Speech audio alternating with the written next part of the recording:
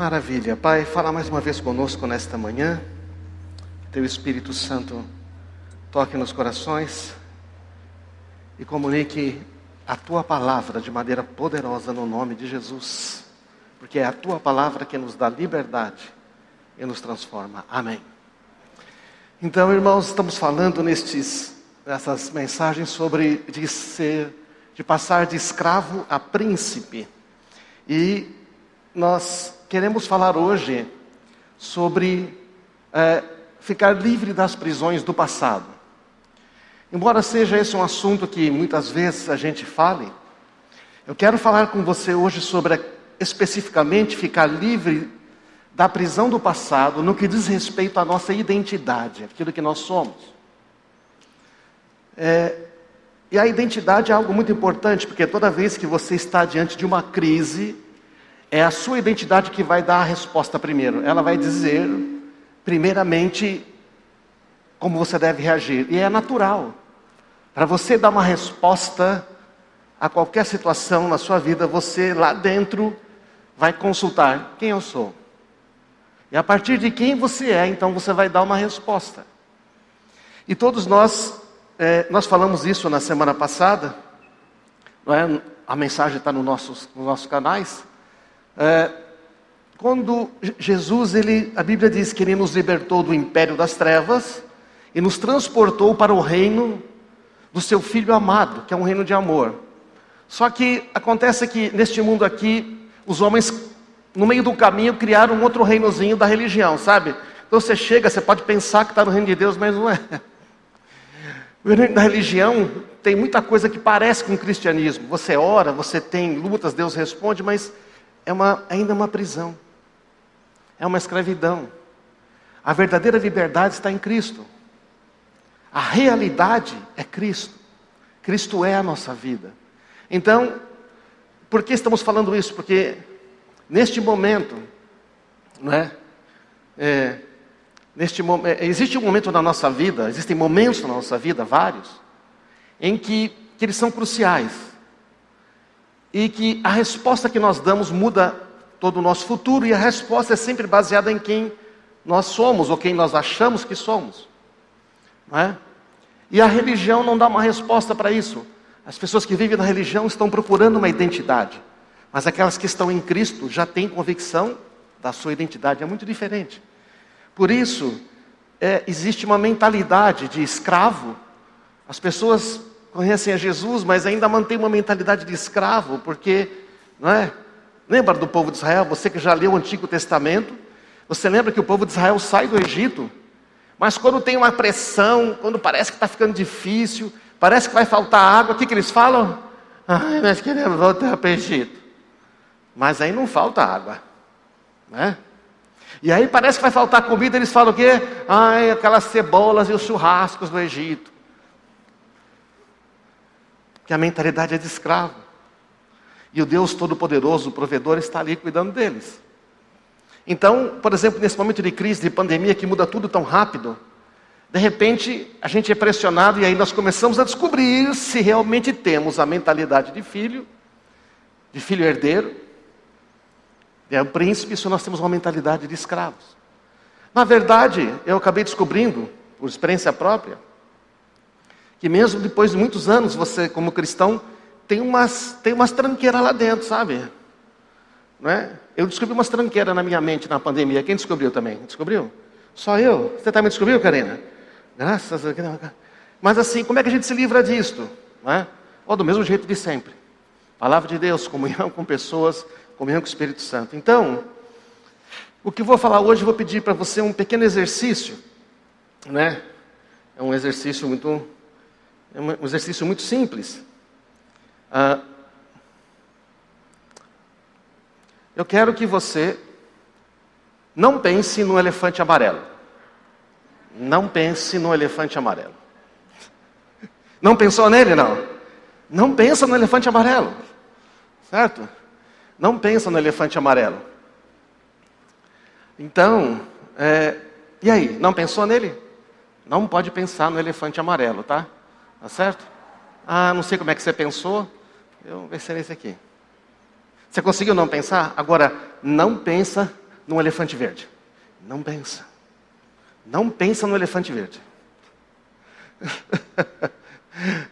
Não sei se você lembrou desse, né? Esse era do Revistinha da Mônica e tudo mais, né? Agora você já é treinado. Você não pode pensar no próximo elefante, tá?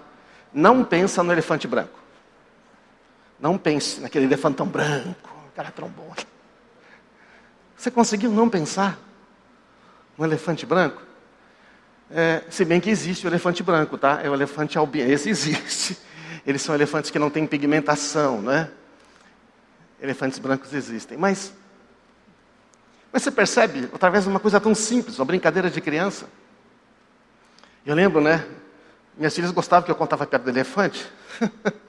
A minha mulher é tão amorosa que ela sempre ria das piadas todas as vezes, porque ela esquecia. Ou então ela gosta muito de mim mesmo, né? Entendeu? Você sabe que o elefante não pega fogo, não sabe? Sabe por quê, não? Porque ele já é cinza, né?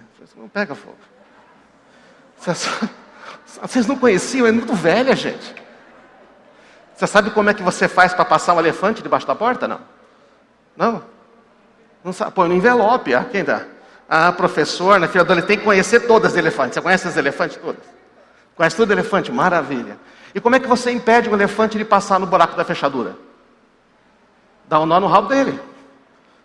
Como é que você mata um elefante sem dar nenhum tiro? Dá um nó na tromba dele. Então, essas coisas. Mas a gente ficava brincando com as crianças, né?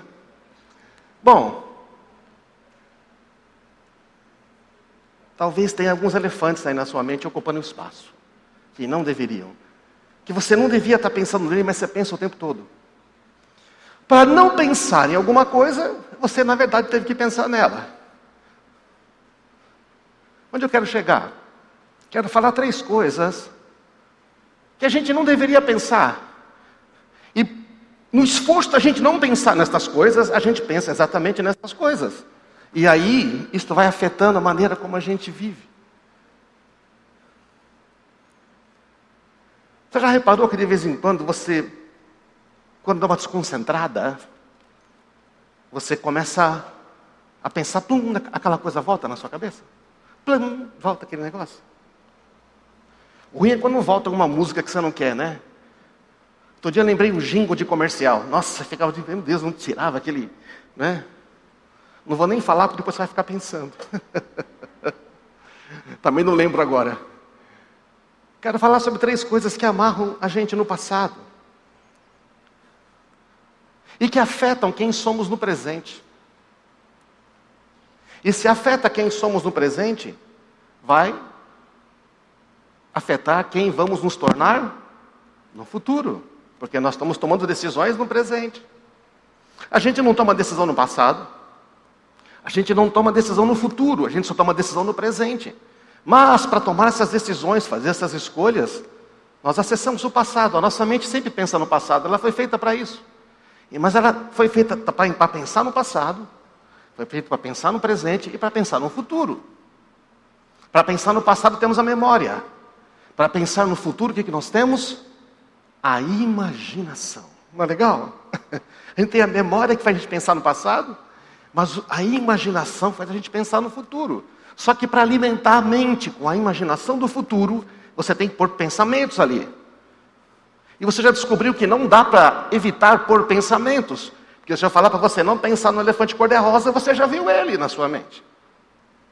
Então, a primeira coisa que nos amarra ao passado é viver a vida centrado naquilo que você não quer ser. Eu não quero ser como meu pai, eu não quero fazer aquilo igual a minha mãe, eu não quero ser como aquela pessoa, eu não quero ser como aquela líder, eu não vou ser esse, eu não vou ser. E você fica tão focado em não ser essa outra pessoa, que isso está o tempo todo na sua mente, você entende? É o elefantão que está lá. É o elefante amarelo que você não quer pensar e você pensa nele o tempo todo. Então, tudo aquilo que você não quer ser, você fica pensando. Muitas pessoas, diz o Chris Vallotton, no livro dele, Os Caminhos da Realeza, muito bom, recomendo. Diz que muitas pessoas passam a vida reagindo ao que não querem ser, ao invés de responder ao chamado de Deus para as suas vidas. É muito comum você ver o abusado se tornar um abusador. Aquele que sofreu com alcoolismo se tornar alcoólatra. Aquele que sofreu com divórcio e falou, nunca vou construir uma família certa, ele daqui a pouco está se divorciando. Não é verdade, não? Sem a graça de Deus, essas coisas vão se perpetuando. Mas com a graça de Deus, isso pode parar. Então é muito comum isso acontecer, você tem fatos sobre isso, não é? Aquele que você às vezes sofre debaixo da mão de um líder, talvez na igreja, ou talvez de um líder no seu trabalho. E você fica tão focado em não ser como ele, que de repente você está sendo como ele.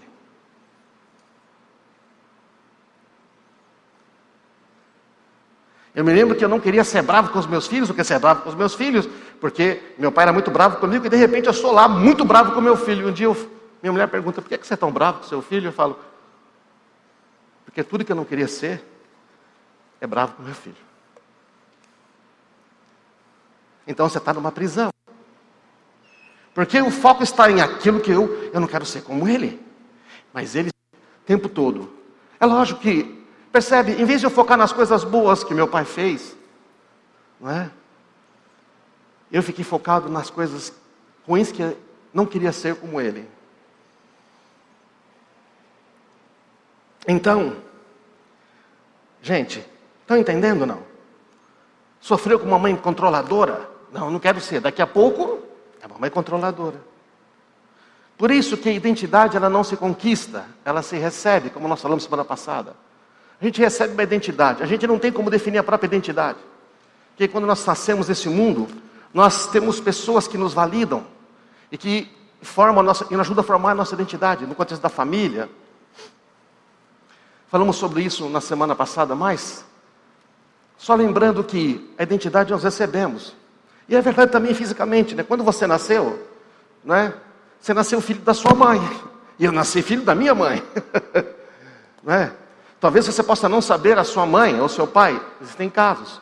Mas aquele que te formou deu a você um nome, certo ou não? Deu a você uma identidade. Você recebe. E como filhos de Deus, nós recebemos uma identidade. Ao crer em Jesus na cruz, recebemos uma identidade. Agora, além de você ser, não é, o César Rosanelli, filho da dona Irene, e o seu Ubelino Rosanelli, que já está com Jesus, você também agora tem mais um nome acrescentado. Filho amado de Deus. Amém? Você também. Por isso que nós pertencemos à mesma família de Deus. Porém, às vezes a gente esquece, né? A gente esquece. A gente fica vivendo como se fosse diferente. A nossa identidade é formada através de relacionamentos, não de realizações. Você percebe isso? As pessoas querem conquistar uma identidade. Se eu conseguir isso, então eu vou ser. Se eu conseguir ter isso, então eu vou ser. Se eu conseguir chegar lá, então as pessoas vivem buscando uma coisa. Mas a identidade é o que você já devia ter. Se você não tem, como é que você vai buscar? Estão entendendo, irmãos? Está claro isso? Às vezes é um assunto que incomoda. Algumas pessoas falam, não quero ver esse negócio. Deixa eu dizer uma coisa. Todos nós nesse mundo nascemos com problemas de identidade, sabia? Porque esse é um mundo de órfãos. É um mundo que jaz no maligno. Por isso que Deus nos adotou como filhos. Então todos nós temos que lidar com isso. Meus filhos que nasceram da minha casa, eu e a Marisa éramos cristãos, tiveram que lidar com isso, têm que lidar com isso. Ah, mas vocês não foram meus pais? Bom, a gente fez o melhor que pôde. Aliás, o melhor que você faz para Deus é o suficiente. Mas aquilo que você não consegue fazer, Deus faz. Na verdade, Ele faz tudo através de você também. Não é porque você fez que fez você. É a graça de Deus em você que fez. Então, nossa identidade é formada por relacionamentos, não realizações. Você é meu filho amado, que me dá grande alegria. Jesus não tinha feito nada. Deus está dizendo, mas não importa se você fez ou não alguma coisa. É que você é meu filho. Você é amado porque você é meu filho. Não é bom você saber que você é amada? Que você é amado porque você é filho? E não porque você faz ou não faz alguma coisa? 2 concordaram. Sabe por quê? Porque a maioria das vezes a gente só chega com Deus com confiança quando fala, bom, eu fiz tudo certinho, né? Eu fiz tudo direitinho, então agora eu vou orar, Deus tem que me ouvir. Não. Deus só não consegue nos ouvir se a gente não se arrepende de pecados que, não é, que sabemos que temos que arrepender. Mas não é pelo nosso desempenho. O reino de Deus não é baseado em desempenho. O reino de Deus é baseado na graça, no amor, no perdão. Você não está no reino de Deus porque você é bom. Você está no reino de Deus porque Deus te ama. Amém, irmãos? Ele te ama. Então, não é? Aí, nessa questão da identidade, temos o passado. E o passado é bom ou ruim? Quantos têm lembranças ruins do passado? Graças a Deus. É para você não dormir que eu peço você levantar a mão, tá? Passou o desodorante. Quantos têm lembranças boas do passado? Você tem? O problema aqui é que ocupa a nossa mente. O que é que ocupa a sua mente o tempo todo? As lembranças boas ou as ruins? Bom, vivemos num mundo maligno em que ele, capeta, vem ali com uma VHS, com uma câmera velha de VHS, aquele filme ruim, e fica dando play para você toda hora. Olha o que você fez, né? Você pode trazer à sua memória aquilo que tira a sua vontade de viver, ou você pode trazer à sua memória aquilo que te dá esperança. Tem aquela música, né? Quero trazer à memória aquilo que me dá esperança, não é? Mas esta música, o que ela está dizendo? Ela está falando desse texto aqui, ó, não é? De Lamentações 3:19. Olha que interessante, é muito esclarecedor. A gente canta essa parte. Quero trazer à memória o que me traz esperança, né? Lindo. Mas olha o contexto. 3:19 diz assim: lembro-me da minha aflição, do meu desamparo, da minha amargura e do meu pesar. Olha só. Lembro da minha aflição, desamparo, amargura e pesar. Lembro-me bem disso tudo, diz o texto. Lembro-me bem disso tudo, e a minha alma desfalece, seca, morre dentro de mim. Você já percebe quando a gente fica trazendo na memória essas coisas? A gente, né? A gente não tem vontade de fazer uma coisa nova. A gente acha que já vai dar errado. A gente não quer nem se olhar no espelho. Não quer comprar roupa. Mulher não quer cortar cabelo, não quer passar batom. Homem não quer tentar uma coisa nova. Não sei, não quer sonhar, quer só encostar. Mulher também. Todavia, lembro-me também do que pode me dar esperança. Por que ele fala isso? Porque é meio que inevitável a gente lembrar o negativo, sabe? Mas ele fala, porém eu me faço lembrar do que me dá esperança. Graças ao grande amor do Senhor, é que não somos consumidos. Pois as suas misericórdias são inesgotáveis, não tem fim. Renovam-se a cada manhã, grande é a sua fidelidade. Também cantamos, o grande amor do Senhor nunca cessa. Suas misericórdias não chegam ao fim. Cada dia, Senhor, vai falar, cada manhã. Quando você acordou hoje de manhã, Deus falou, tem um monte de coisa boa para você.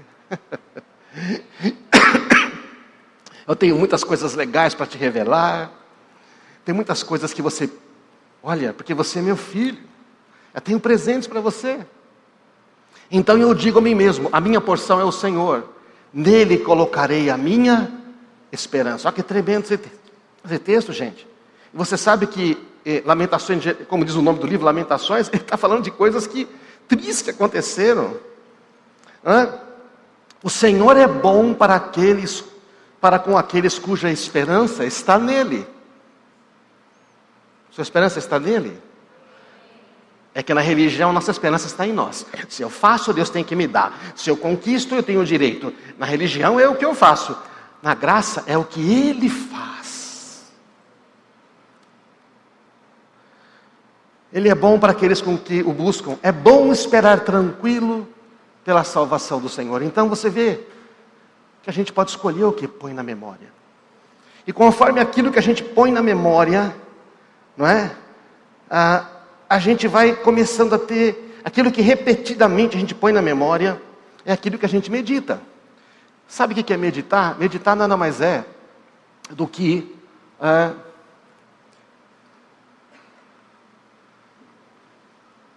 pensar em alguma coisa de maneira profunda. Em que é que nós estamos meditando? O que é que ocupa os nossos pensamentos e a nossa imaginação? Quando você está assim parado, começa a pensar, o que é que vem na sua mente? O que é que ocupa a sua mente? O que é que enche a sua imaginação? Um futuro bom? Coisas melhores? Porque se perguntar para Deus o que Ele está imaginando, sabe o que Ele vai dizer? Ele fala, eu já falei para você. Eu sei os planos que eu tenho para você, planos de bem e não de mal, para dar para você uma esperança e o futuro que você deseja. Jeremias 29:11. Então, o que é que ocupa a nossa imaginação? Nós imaginamos muitas coisas. Deus criou a imaginação em nós porque Ele tem imaginação. Não é verdade? A gente pensa, a imaginação para pensar nas possibilidades. E nós imaginamos o quê? Às vezes nós estamos com foco tanto no passado, que nós imaginamos se nós tivéssemos um outro passado. Teve uma época na minha vida que eu fiquei imaginando se eu tivesse um outro passado. Mas não vai mudar o passado.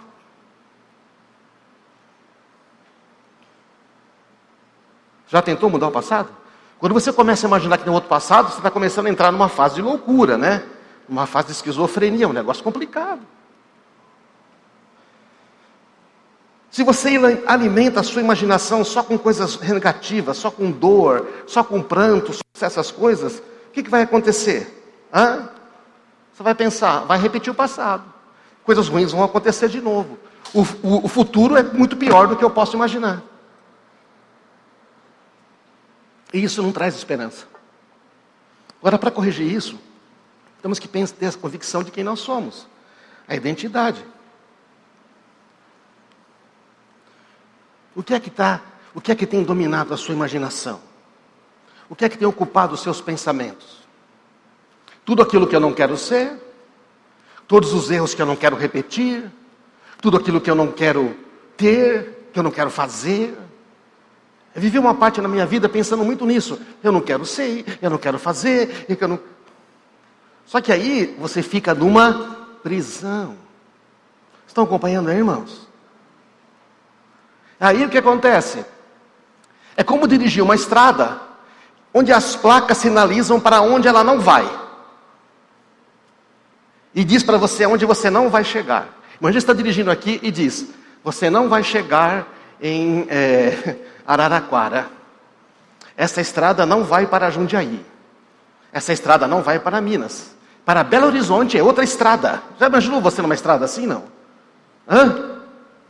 É como nós, muitas vezes, estamos vivendo a nossa vida. Dirigindo ela como se fosse dirigindo uma estrada cheia de placas, dizendo para onde não deve se ir, ou para onde não vai. Se ficar aqui, você não vai chegar em tal lugar. É assim que a gente experimenta a vida, quando o foco está em a gente não querer repetir, não querer ser, e fica se comparando negativamente.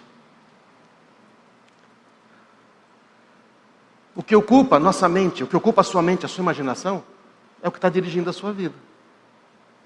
Você pode achar que não é, mas é. Aí de repente está tudo tranquilo, de repente você fica nervoso, dá uma patada. Aí a pessoa fala, por quê? Porque está o tempo todo na sua mente uma fricção. Eu sei por experiência própria, pergunto para minha mulher. E eu estava ali. Eu achava que estava resolvido. Ela me faz uma pergunta e eu vomito, um treco atravessado, ela fala,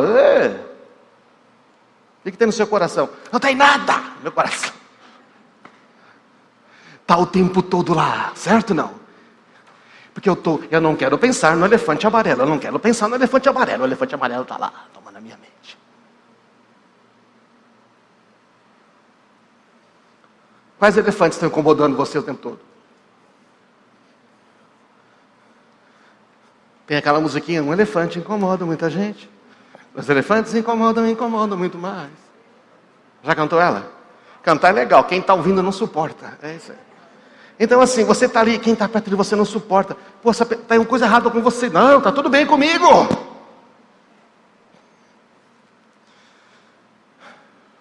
Por isso a Bíblia diz, finalmente, irmãos, tudo que for verdadeiro, tudo que for nobre, tudo que for correto, tudo que for puro, tudo que for amável, tudo que for de boa fama, se tem algo de excelente ou digno de louvor, pensem nessas coisas. No começo da minha conversão, eu li esse texto e falei, Jesus, eu penso muita besteira. Depois de 20 anos da minha conversão, eu li e falei, Jesus, eu ainda penso muita besteira. Depois de 30 anos eu falei, eu vou ler esse versículo todos os dias. Pensem nessas coisas boas. E por quê? Você quer a razão por quê? Uma vez, Colossenses 3, 1-3, uma vez que vocês ressuscitaram para uma nova vida com Cristo. Quem já ressuscitou para uma nova com Cristo, já morreu para os seus pecados, foi perdoado. Uma vez que você foi ressuscitado para uma nova vida com Cristo, mantenha os olhos fixos nas realidades do alto, onde Cristo está sentado à direita do Pai, à direita de Deus. Pensem nas coisas do alto. Pensem nas coisas. Pensem nas coisas do alto. E não nas coisas da terra, porque vocês morreram para esta vida. E agora a sua verdadeira vida está escondida com Cristo em Deus. Vamos declarar isso? Minha verdadeira vida está escondida com Cristo em Deus. O que quer dizer que está escondido? Não é que Deus está escondendo de nós. É que Deus está escondendo para nós. Você sabe quando a gente esconde das coisas das crianças? Eu faço muito com meu neto, né? Fazia com meus filhos. Escondia, botava a pista. Mas eu escondia com que propósito? Deles encontrarem. Por isso que eu nunca enterrei no quintal debaixo do cimento. Porque eu quero que eles encontrem. Deus esconde as coisas para nós. Para que encontrem. Mas para os meus netos, meus filhos encontrar as coisas, eles tinham que vir falar comigo. Certo? Não. Eles tinham que vir falar comigo. Que eu queria falar com eles. Eu queria abraçar eles. Eu queria dar pista para eles. Porque Deus quer relacionamento, amém? Ele quer intimidade. Ele quer revelar as coisas. Ele quer dar a pista para você. Ó, tá lá. E tá fácil. Eu escondi para você encontrar. Jeremias 33:3. Pergunte-me, eu vou te contar coisas maravilhosas. Segredos que você não sabe a respeito do que está por vir. Já pensou que coisa tremenda? Deus quer contar segredos que estão por vir. Não é? Então, gente, Deus não faz rascunhos. Deus, você sabe que Ele é um mestre criativo, certo ou não? Deus não faz rascunhos. Não critique a obra-prima do autor da vida. Quem é a obra-prima do autor da vida? Olha do seu lado. Tem uma aí, ó, tá vendo? Uma obra-prima do autor da vida. E aí você fica se criticando, você fica se rebaixando, você está criticando Deus. E eu estou escrevendo essa mensagem e recebo uma outra mensagem do Gessé. Ele falou assim, olha, Deus está me falando que tem pessoas que estão travando guerras internas com a sua aparência. Não se aceitam pela sua aparência. E elas não se aceitam. E o Senhor estava me lembrando que Ele é o único artista que não precisa de rascunho. Tudo que Ele cria é uma obra-prima. Eu tinha escrito na obra-prima, eu falei, vou colocar o do rascunho. É verdade. Ei, Deus está dizendo para você, ei, por que você olha para você e se critica tanto? Você está dizendo que eu não sei fazer? Eu fiz você. Apesar de toda a beleza que Deus criou, lembra? Deus criou os animais, toda a imaginação. Vários tipos de elefantes, na verdade não. E é de animais, é de plantas e tudo. E Ele achou que era bom. Mas quando Ele cria o homem à sua imagem e semelhança, Ele diz, é muito bom. Ele cria o homem por último, por quê? Para ele governar e desfrutar de tudo aquilo que Ele havia criado. Então, gente, nós somos feitos à imagem e semelhança de Deus, com particularidades. E se a gente começasse a olhar a nós mesmos com a ótica, a perspectiva de Deus? Ele fez uma obra-prima. Em vez de a gente se comparar o tempo todo com os padrões de beleza, sucesso deste mundo, que não entende nada, nem do que é belo, nem do que é sucesso. É verdade? Não entende.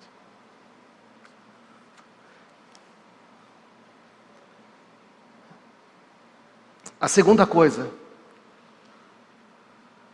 que nos atrela ao passado é a falta de perdão.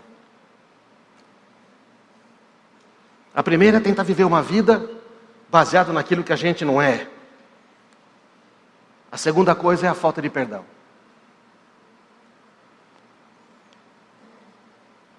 A falta de perdão nos faz desperdiçar a vida tentando obter justiça ao invés de cumprir o chamado. A gente quer uma compensação. A gente quer que aquela pessoa, que todo mundo saiba da nossa dor, que aquela pessoa nos prejudicou. A gente quer que aquela pessoa morra. Não. Eu quero que ela sofra a mesma coisa que eu sofri. Porque Deus é justo, não é verdade? Essa é a ideia da religião. Então a gente passa o tempo todo tentando responder a essa dor, querendo que Deus faça alguma coisa. E a justiça de Deus, quando você pede, Deus faz justiça, Ele vai fazer o quê? Ele vai salvar aquela pessoa e vai dar para ela uma nova identidade, porque a justiça de Deus é nos fazer, pela graça dEle, filhos. Essa é a justiça de Deus. Sabe, a falta de perdão produz três coisas. Não vou conseguir entrar em profundidade hoje, mas são coisas que muitos de nós já conhecemos. Amargura, prisão e tormento. A coisa fica tão no coração, você não tira, você fica guardando, vai amargurando, vai azedando a vida. Prisão, porque quem não perdoa está em prisão. Assim como quem fica tentando dirigir uma estrada com placa para onde não vai, é prisão. E tormento. Tormento é quando a coisa fica tão grave que começa a sofrer doenças no corpo, doenças na alma, começa a sofrer opressão maligna, perturbação, sentir ódio, e aí vem crises de raiva, acessos de ira. E a coisa pode piorar. Lógico que se você é cristão, você não vai ser endemoniado. O demônio não pode entrar onde tem o Espírito Santo. Mas você pode ser oprimido. Você pode chegar num ponto que ninguém também te suporta. De raiva, de violência. Então, essas três coisas, amargura, prisão e tormento. Eu preciso ler um texto aqui que a gente conhece, porque temos que entender bem isso. O Pai Nosso, Jesus, a oração do Pai Nosso, você conhece ela. No final ele diz: se vocês não perdoarem aos homens as suas ofensas, meu Pai também não vai poder perdoar as suas. Esse texto aqui de Mateus 18 que eu vou ler, que muitos conhecem, é Pedro que chega e fala: ô Senhor, Pedro devia estar com algum problema, com algum discípulo, algum irmão, né? Até quantas vezes eu perdoo alguém que peca contra mim? 7 vezes? E Pedro era o mais nervosinho, né? Imagina que ele devia ofender mais do que era ofendido. Mas respondeu Jesus: não 7, 70 vezes 7. Aí Jesus explica o que ele quer dizer com isso. Jesus explica contando uma história. Ele conta a seguinte história: que o reino dos céus, que reino que é? Que reino que é? Dos céus, não é dos homens, tá? É dos céus. Dos homens é diferente. Dos homens é na mesma moeda, é o que tem nos filmes aí, vai, mata, vingança. Reino dos céus é assim: um senhor que decidiu pôr em dia as contas com os servos que deviam. Começou a chamar os caras que deviam para ele. No decorrer do processo, trouxeram um servo que devia 60 milhões de moedas. 10 mil talentos. Se fosse de prata, 800 milhões de reais. Se fosse de ouro, 70 bilhões de reais. É um negócio absurdo. 60 milhões de moedas. E uma vez, como ele não tinha como pagar, o Senhor ordenou que ele, a sua esposa e os filhos, e os bens fossem vendidos para quitar a dívida. Ele não ia dar. E o homem se curvou e suplicou: por favor, tenha paciência, eu vou te pagar tudo. E o Senhor teve compaixão e soltou ele e perdoou a dívida. Você não tem como pagar, rapaz, eu vou te perdoar. Esse Senhor é Deus, o Pai, perdoando a gente por meio de Jesus. Então, quando o servo saiu da presença do Senhor, foi procurar outro servo que trabalhava com ele, que devia 100 moedas de prata. Quanto que ele devia? 60 milhões de moedas. Esse cara devia 100zinho. E aí, agarrou pelo pescoço e falou: você tem que pagar agora. O servo se curvou diante dele e suplicou: tenha paciência, eu vou pagar tudo. Fez a mesma coisa que ele. com o Senhor. E o credor, porém, não estava disposto a esperar. Mandou que o homem fosse lançado na prisão até que tivesse pago toda a dívida. Então, quando outros servos ficaram sabendo, companheiros ficaram tristes, falaram ao Senhor e contou o que tinha acontecido. O Senhor chamou o homem que ele tinha perdoado a dívida e disse: você é um servo mau. Eu perdoei sua imensa dívida porque você me implorou. Você não devia ter misericórdia do seu companheiro, como eu tive misericórdia de você? E irado, o Senhor mandou o homem à prisão para ser torturado até que ele pagasse toda a dívida. Foi entregue aos torturadores. E Jesus termina dizendo: assim também, incomoda essa frase, assim também meu Pai Celestial fará com vocês, se caso se recusem a perdoar de coração do íntimo a seus irmãos. Bom, isso é complicado, né, Jesus? Sabe o que significa na prática? Que Deus não vai impedir que atormentadores, que opressores toquem em você, se você decide deliberadamente não perdoar. Por quê? Porque o reino dele não tem espaço para ofensa, o reino dele não tem espaço para falta de perdão, não tem espaço para o reino dele. Não tem espaço. É muito importante a gente entender isso, porque tem pessoas que não entendem o perdão. Elas acham que o perdão é opcional. Eu não sinto que devo perdoar. Você não vai sentir nunca, você está ferido. Você decide perdoar, porque você foi perdoado. Mas se a gente não acha que foi perdoado, porque a gente compara assim: bom, eu estou aqui, o Vinícius está ali. Bom, mas eu não fiz o que o Vinícius fez. Ele fez muito pior do que eu. Nós fazemos isso, né? Porque nós vivemos julgando uns aos outros. E Deus não está julgando ninguém. Ele julgou na cruz a todo mundo e liquidou o julgamento, você entende? Eu acho que eu sou melhor que o Vinícius, então. Eu sou melhor do que ele. Não perdoo. Eu fico em prisão. Não perdoo. Aí começo a ser torturado. Naquela época, torturadores eram torturadores que torturavam pessoas que tinham cometido crimes hediondos, crimes atrozes. Sabe quanto tempo o cara ia levar para pagar a dívida dele? Né? Porque um talento que ele devia 10 mil, era equivalente a 6 mil denários, que é um dia de trabalho. Ele ia levar 200 mil anos para poder pagar a dívida, se ele não gastasse nada, tá? Do que ele ganhasse. Uma eternidade. O que o Senhor está dizendo é: eu perdoei você de uma maneira total, completa. Você não pode perdoar algo do seu irmão. Não significa que você tem que confiar na pessoa. Você tem que perdoar o abusador, mas você não vai abrir a sua vida para o abusador. Não está pedindo isso. Você perdoa para ficar livre. Agora, quando você perdoa, Deus começa a operar na vida daquele abusador, daquele ofensor. Eu lembro que quando eu parei de querer dizer que eu não ia querer ser mais igual ao meu pai, comecei a prosperar. Depois que eu perdoei meu pai, ele se converteu e eu batizo meu pai. Não é tremendo, gente, um negócio desse?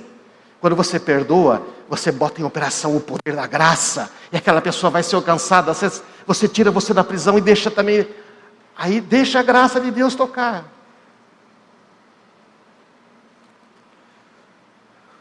O preço do meu perdão foi muito alto. Você tem consciência disso? Você tem consciência que o preço do seu perdão foi muito alto? Foi pago pela vida de Jesus na cruz. Eu recebi de graça esse perdão. Você tinha como pagar pelo seu perdão? Não. Não tinha como pagar pelo perdão. Lá na cruz. É como esse cara aqui, 60 milhões de moedas. Você jamais teria como pagar, nem eu.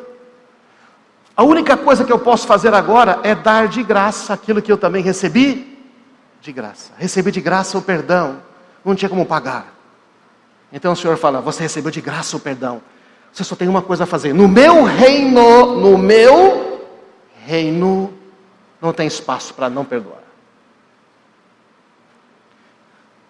Quem não perdoa no meu reino vai para a cadeia. E quem peca? Quem peca perdoado e não vai para a cadeia, mas quem não perdoa vai. é o pecado que não é admissível neste reino. Porque você recebeu a graça, você recebeu tudo. Então, enquanto a gente decide não perdoar, nossa identidade fica limitada. Aquilo que a gente poderia ser fica limitado. Tudo aquilo que Deus tem para nós fica amarrado. O poder de perdoar nos é dado quando nascemos de novo em Cristo. Você nasceu de novo, você tem o poder de perdoar. Nós perdoamos decidindo perdoar e não sentindo. E Deus opera todo o resto. O perdão vai definir o padrão na sua casa. Vai definir o perdão na sua célula, no seu trabalho. Eu sempre aprendi que tínhamos que, se eu ofendi publicamente, eu peço perdão publicamente. Eu vi meus pastores praticarem isso. Em casa, quando eu percebia que eu tinha ofendido a Marisa publicamente, chamava os filhos, pedia perdão para ela na presença deles. Pedi perdão para os meus amigos que trabalham comigo nessa sala aqui várias vezes. Pode ser que eu não tenha lembrado de tudo que eu tenha que pedir perdão. Porque assim, né? Quem bate não lembra. Quem apanha que sempre está lembrando. Mas assim, no que você lembrar, você peça perdão. Quando você pede perdão publicamente, pede perdão. Você erra com um filho na frente do outro, peça perdão para o seu filho, mas também deixa o outro saber. Quando você faz isso, arrependimento te coloca no lugar de honra de novo. O arrependimento e o perdão nos coloca no lugar de honra. Não tenho tempo para falar mais disso. E falar a última coisa rapidinho. Terceira coisa que nos amarra ao passado é crer nas mentiras sobre você mesmo. Crer nas mentiras sobre você mesmo.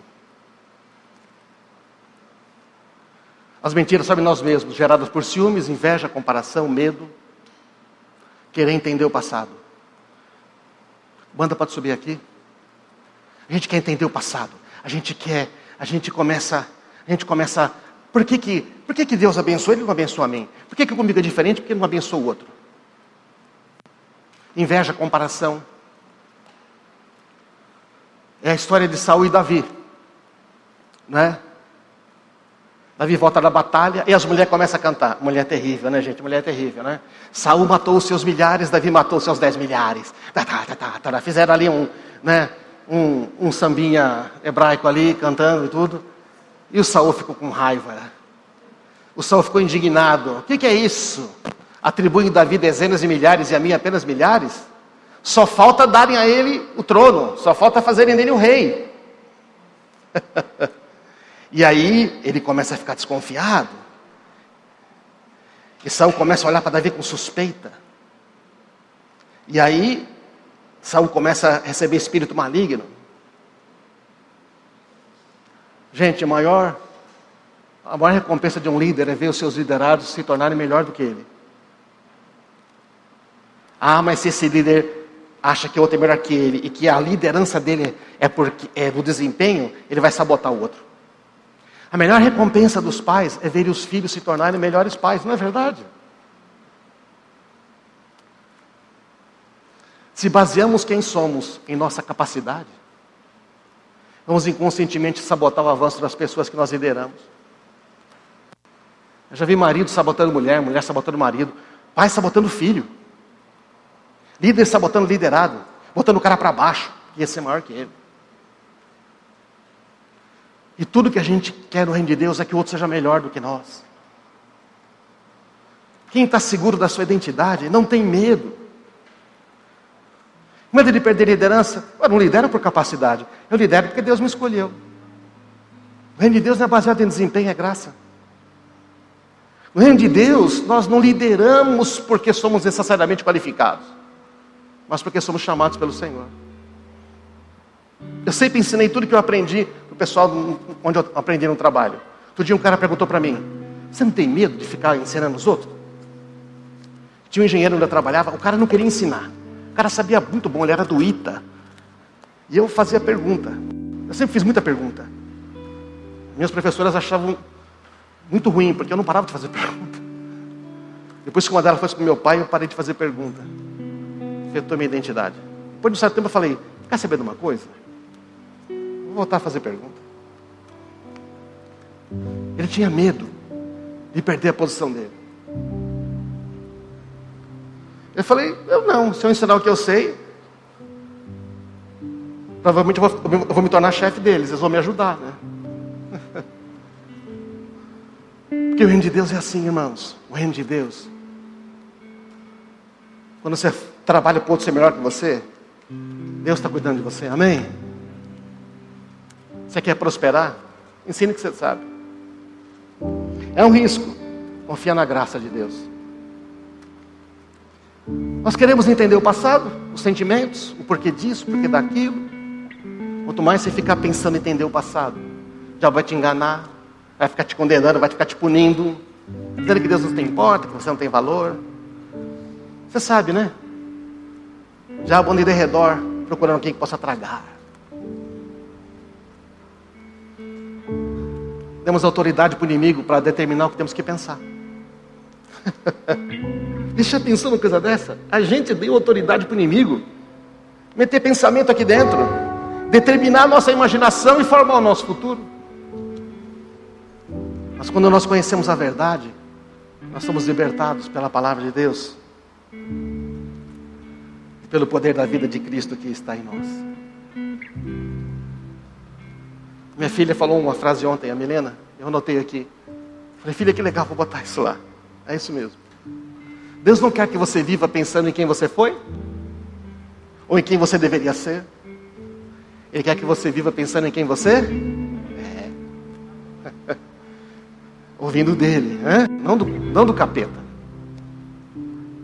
Você ficar pensando em quem você foi, Deus está te fazendo melhor a cada dia. Aquele que começou em você a boa obra, vai aperfeiçoar. Então você é melhor hoje do que ontem. O que você deveria ser? Você não é o outro. Você é uma obra-prima exclusiva de Deus. Deus não faz cópias. Ele não faz várias cópias do mesmo quadro. Ele faz um quadro diferente do outro. É momento de deixar a prisão e entrar no palácio. Amém, irmãos? Vamos ficar de pé. Vamos orar.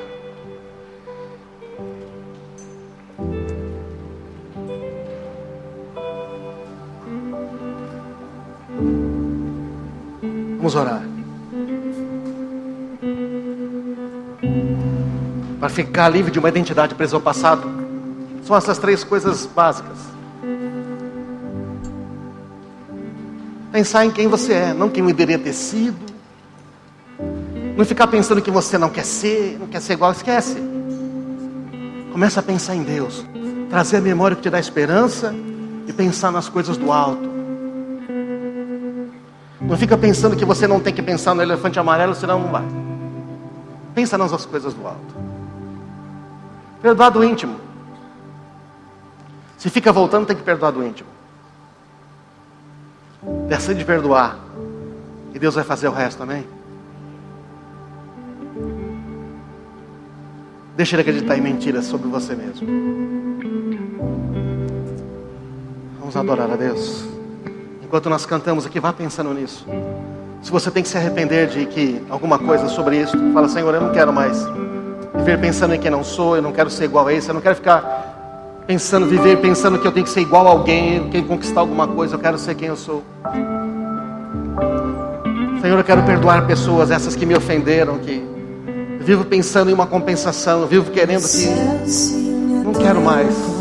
Beijo apaixonado, meu coração dispara e meu peito acelerado. Não tenho tempo pra perder com ressentimentos quando penso que ele, o céu se une à terra como um beijo apaixonado. Meu coração dispara e meu peito acelerado. Não tenho tempo pra perder com ressentimento quando penso que ele me ama, ele me ama, ele me ama, ele me ama.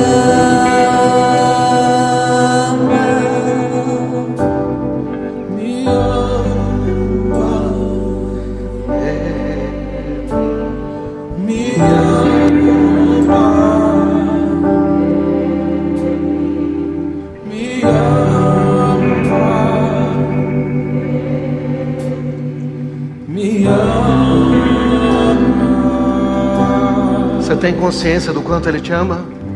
Peça para Deus mostrar agora. Pai, mostra o quanto Tu me amas. Eu não quero mais ter pensamentos. Eu não quero mais ter esses pensamentos. Eu quero orar por você. Você que está em casa ouvindo, você que está aqui, mesmo no seu lugar, coloca a mão no seu coração. Se você se identificou com alguma dessas 3 coisas, fala: Senhor, eu preciso de cura nessa área da minha vida. Você vai receber cura agora, porque quando você pede, Ele sempre opera. Senhor, eu oro agora pelos meus irmãos que estavam como eu, Senhor, talvez tentando não ser, focando sempre no negativo, em quem não poderia ser, quando não poderia chegar. Isso está consumindo a vida deles, Senhor. Está tirando eles, Senhor, do chamado que o Senhor, das bênçãos que o Senhor tem para cada um deles, de uma vida livre. Agora, a partir de agora eu peço, inunda os pensamentos deles, Senhor, com a Tua graça. E você que está recebendo essa oração, diga: Senhor, me arrependo de ficar pensando dessa maneira tão negativa. Quero seguir os Teus caminhos. E agora perdoe as pessoas que estavam te prendendo. Fala: Senhor, hoje eu decido perdoar do íntimo. Eu não quero mais compensação, eu não quero mais justiça. Eu não vou passar minha vida inteira caçando uma justiça que é quase uma vingança, quando já não é uma vingança. Eu abro mão de todo o direito, entrego nas Tuas mãos. Eu sou livre agora. Pai, eu profetizo sobre essas pessoas que estão perdoando do íntimo, que as prisões estão se abrindo, e os tormentos que estavam sobre ele, qualquer enfermidade por falta de perdão, qualquer opressão maligna por falta de perdão, qualquer perturbação, falta de sono por falta de perdão, você vai começar a dormir. Doenças de pele por falta de perdão, que não se curavam, vão ser limpas no nome de Jesus. Pedras nos rins, que não conseguem, que estão sempre voltando, receba a cura no nome de Jesus. Problemas pulmonares, de tosses que não se acha a causa, o Senhor está te livrando e curando você no nome de Jesus. Problemas de dores de cabeça, de enxaquecas, uma coisa tão perturbadora que você não sabe de onde vem, receba a cura agora no nome de Jesus. Libera perdão do íntimo. Você não tem que viver não querendo ser uma outra pessoa. E você receba a cura para a dor de cabeça, receba a cura para outros problemas que você tiver, de estômago. Pessoas com problemas de estômago, não conseguem parar nada no estômago, estão sempre com problemas de estômago, de intestino. Receba a cura para a sua vida agora, no nome de Jesus. No nome de Jesus. E as mentiras que falaram sobre você, que você não merecia, que você não era, que você não conseguiria, mentiras que você acreditou, coisas que pareciam a verdade, que você ficou preso, invejas, comparações, você tentando buscar fazer alguma coisa para ser reconhecido. O Pai já reconhece você, o seu nome está gravado na palma das mãos dele, não tem como ele se esquecer de você. Ele falou que se uma mãe esquecesse de um bebê que estivesse mamando nela, mesmo se ela esquecesse, o que é impossível, Deus não se esqueceria de você. Mas Ele gravou o seu nome nas palmas da mão dele, porque você é filho, filha amada. Por isso agora comece a pensar sobre quem você é, filha amada, que tem herança, que tem tudo à disposição, que é abençoada, que é abençoado, que tem planos, que tem caminhos para você. Não cria mais nas mentiras. Diga: a partir de hoje eu não crio mais em mentiras. Começa a ler a palavra e o que ela fala sobre você, porque você é aquilo que Deus diz que você é, porque você é filho amado. Receba a cura sobre a sua identidade. Agora eu declaro sobre a sua vida, que a sua identidade não está mais presa a passado, a sua identidade não está mais presa a pessoas que te ofenderam, e você vai prosperar poderosamente, você vai voar, você vai ser aquilo que Deus chamou você para ser. Você não vai ficar mais preso nessas situações mesquinhas, nessas situações que te prenderam, que você que achou que era tão grande, mas não era. Eram mentiras, eram sofismas, eram raciocínios falsos, eram fraudes, eram coisas que não valem a pena. E a sua mente agora recebe graça, recebe capacidade, que já está em você, de pensar nas coisas do alto, pensar nas coisas que são boas, agradáveis, de boa fama. E você vai pensar no futuro bom que Deus vai revelar a você a cada dia. Você que concorda, diga: eu creio em nome de Jesus. Oh, nós acreditamos na Tua palavra, Senhor. Nós cremos que Tu nos amas, Senhor. Oh, nós cremos que nós somos amados. Vamos cantar isto. Oh, Tu és o Deus de amor, Tu és aquele que sempre está cuidando de nós. Me ama, Tu me amas, Senhor.